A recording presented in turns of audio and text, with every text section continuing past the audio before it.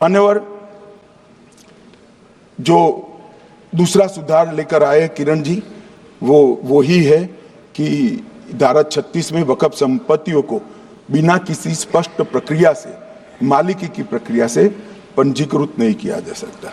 मान्यवर, अपील का प्रावधान वर्तमान में अधिनियम में ट्रिब्यूनल के निर्णय के खिलाफ अपील करने का कोई प्रावधान नहीं है। ये दृष्टिभ्रम खड़ा कर रहे थे गोगाई जी कि हाईकोर्ट में जा सकते। हाईकोर्ट में सिविल सूट नहीं जा सकता, रीट के अधिकारों का उपयोग कर हाईकोर्ट में जा सकते। सिविल सूट में ज्यादा प्रोटेक्शन मिलता है मूल मालिक को। आपने सिविल सूट को खत्म कर दिया था। रीट के जुडिक्शन बहुत सीमित है, हम सब जानते हैं कि ये सीमित कर दिया गया था, आप भी जानते हो, मगर आपको वोट बैंक चाहिए। मान्यवर, ये हमारा स्पष्ट सिद्धांत है भारतीय जनता पार्टी की, मोदी सरकार का, कि वोट बैंक के लिए हम कोई कानून नहीं लाए। कानून न्याय के लिए होता है, कानून लोगों के कल्याण के लिए होता है। इन्होंने कहा कैसे कैसे कानून आए हैं, मैं बता देता हूं साहब। अभी कांग्रेस के महासचिव और माननीय सदस्य कह रहे थे क्या कानून आ रहे हैं सब, किस प्रकार के कानून आ रहे हैं। मान्यवर, इसी सदन में नरेंद्र मोदी सरकार ही महिलाओं को 33% आरक्षण का कानून लाया। इसी सरकार में पिछड़ों को संवैधानिक अधिकार दिया गया। मान्यवर, इसी सरकार में बजट जो आए, इसमें गरीबों को गैस, शौचालय, पानी, 5 लाख तक का बीमा, 5 किलो अनाज, बिजली और घर दिए गए। मान्यवर, और कन्वर्जन कानून की बात करते थे और हंसते हंसते कहते थे कर्नाटक सरकार कन्वर्जन कानून लेकर आई है। सबसे पहला कन्वर्जन कानून उड़ीसा और मध्य प्रदेश में कांग्रेस सरकार लेकर आई, मगर उस वक्त कांग्रेस सरकार तुष्टीकरण की नीति पर नहीं चलती थी, महात्मा गांधी के सिद्धांतों पर चलती थी। मध्य प्रदेश और उड़ीसा में सबसे पहला कन्वर्जन के खिलाफ कानून कोई लाया तो कांग्रेस पार्टी लाई, और मुझे गर्व है मेरी पार्टी की सरकारें कन्वर्जन पर कानून लाती है।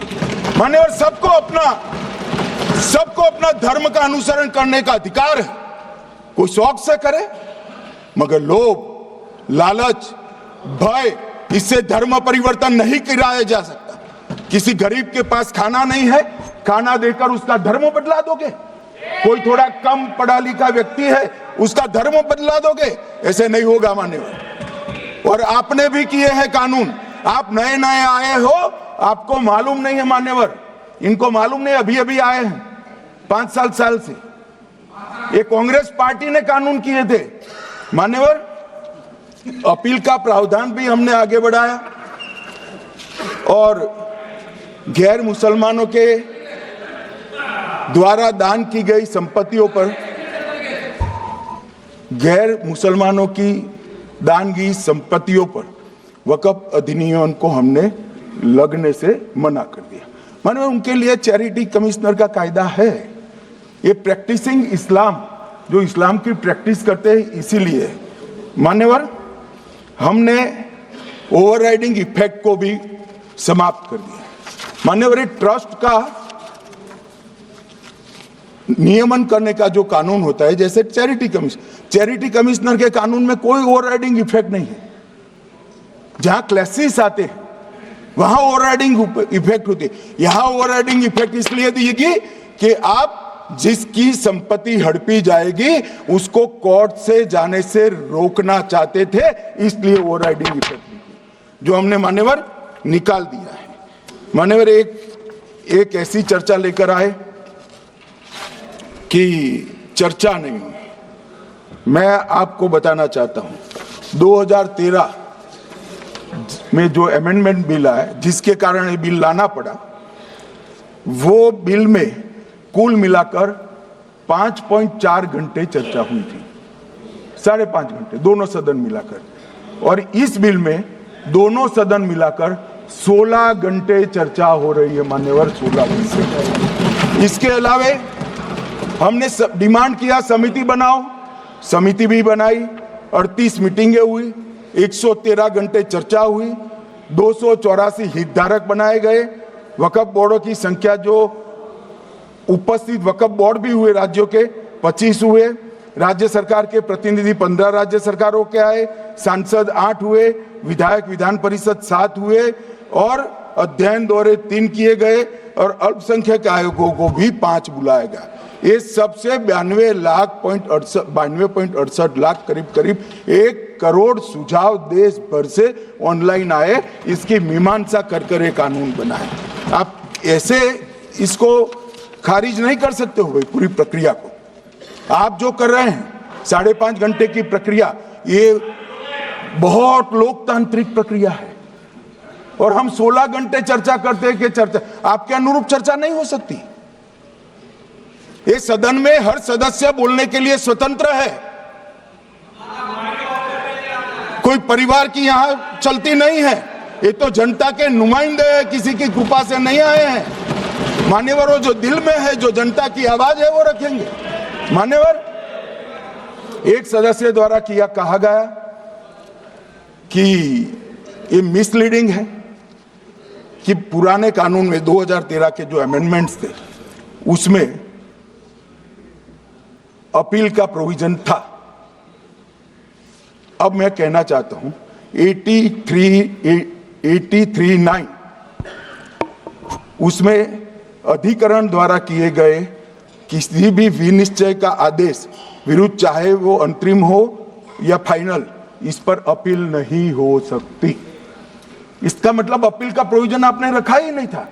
सिविल न्यायालय, राजस्व कोर्ट और अन्य प्राधिकरण, उसके अधिकार क्षेत्र पर भी प्रतिबंध लगा दिया गया और सरकारी अधिसूचना जो बाद में वक्फ बोर्ड और वक्फ परिषद के एडवाइस से होगी, इसको भी कोई चुनौती नहीं दे सकता। मान्यवर, मुझे ये बताओ कि अभी अभी फैशन है संविधान लहराने की। ये संविधान के हिसाब से सरकार का या किसी भी निजी संस्था का कोई भी फैसला मान्यवर कायदे की कोर्ट से बाहर कैसे हो सकता है? कोई भी फैसला हो, ये देश की अदालत वो फैसले तक रीच नहीं रखेगी। नागरिक ग्रीवेंसेस लेकर कहां जाएंगे? जिसकी भूमि हड़प कर ली गई वो कहां जाएगा? ऐसा नहीं चलेगा। आपकी वोट बैंक के लिए आपने किया था, हम खारिज कर रहे हैं, हम खारिज कर रहे हैं। ऐसा नहीं चलेगा। अदालत में जाइए, जिसको ग्रीवेंसेस है आइदर और साइड से, और अदालत न्याय करेगी। न्याय के लिए तो अदालतें बनी हैं। और मान्यवर, यहां एक सदस्य ने तो कह दिया माइनॉरिटी इस कानून को स्वीकार नहीं करेगी। क्या धमकाना चाहते हो भाई? संसद का कानून है, सबको स्वीकार करना पड़ेगा। स्वीकार नहीं करेंगे मतलब क्या है? कैसे बोल सकते हैं कोई? हम कानून को स्वीकार नहीं करेंगे।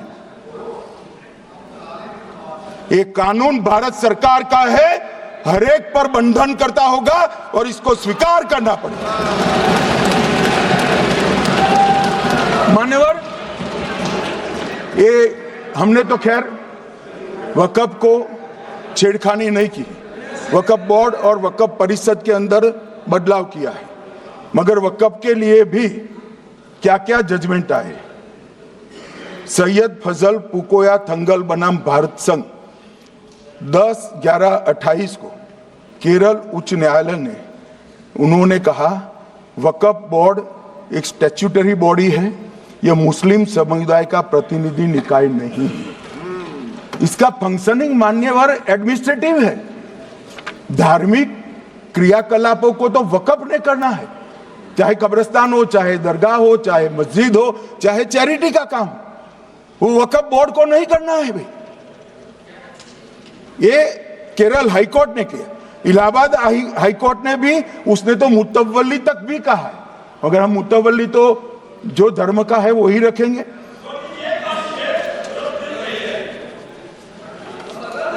मान्यवर, इन्होंने कहा एक मुतवल्ली के कर्तव्य विशुद्ध रूप से धर्म निरपेक्ष कैरेक्टर है, मगर हम मुतवल्ली को छू नहीं रहे। मान्यवर ये कह रहे थे कि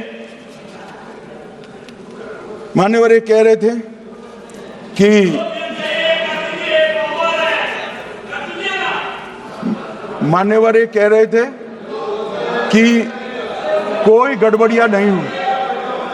मान्यवर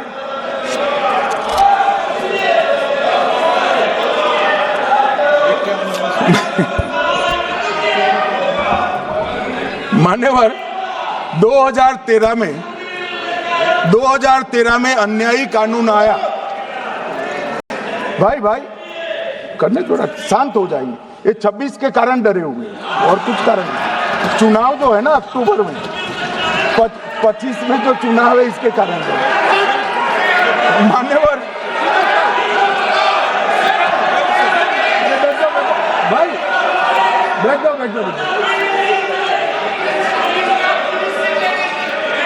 मान्यवर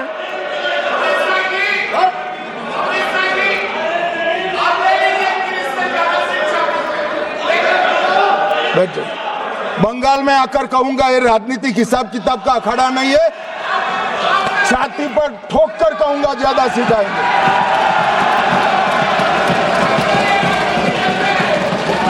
मान्यवर 2013 के, अरे बैठ जाओ वकील साहब बैठ जाइए। मान्यवर 2013 में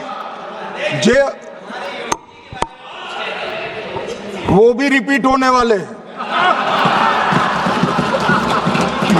मान्यवर 2013 में